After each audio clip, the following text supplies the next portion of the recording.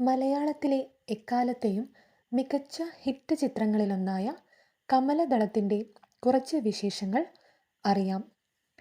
മോഹൻലാൽ, മുരളി, വിനീത്, നെടുമുടി വേണു, തിക്കുറിശ്ശി സുകുമാരൻ നായർ, മോനിഷ, പാർവതി ജയറാം എന്നിവർ അഭിനയിച്ച് സിബി മലയിൽ സംവിധാനം ചെയ്ത് പുറത്തിറക്കിയ ഒരു ഇന്ത്യൻ മലയാള സംഗീത നാടക ചലച്ചിത്രമാണ് കമലദളം.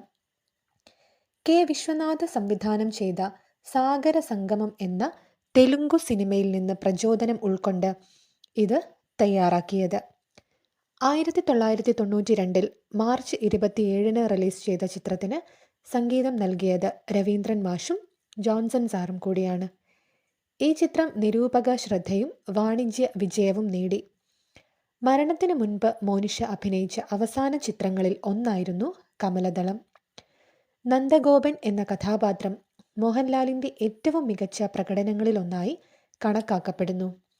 കാരണം അദ്ദേഹത്തിൻ്റെ നാടക നൃത്ത വൈദഗ്ധ്യങ്ങളുടെ സൂക്ഷ്മമായ സംയോജനം ഈ വേഷത്തിൽ ആവശ്യമായിരുന്നു. നട്ടുവൻ പരമശിവത്തിൻ്റെ മാർഗനിർദ്ദേശപ്രകാരം ചുരുങ്ങിയ സമയത്തിനുള്ളിൽ തൻ്റെ ചുവടുകൾ പതിച്ച അദ്ദേഹത്തിൻ്റെ നൃത്ത അവതരണം ഏറെ പ്രശംസിക്കപ്പെട്ടു. Kerala Film Critics Association, Kerala Film Chamber എന്നിവയുടെ അവാർഡുകൾ തുടങ്ങി ഒട്ടനവധി പുരസ്കാരങ്ങൾ ഈ ചിത്രം സ്വന്തമാക്കി. കമലദളത്തെ പോലെ ആ കാലഘട്ടത്തിൽ നിർമ്മിച്ച ഒട്ടനവധി സൂപ്പർ ഹിറ്റ് ചിത്രങ്ങളുടെ കൂടുതൽ വിശേഷങ്ങൾ വരുന്ന വീഡിയോകളിൽ അറിയാം.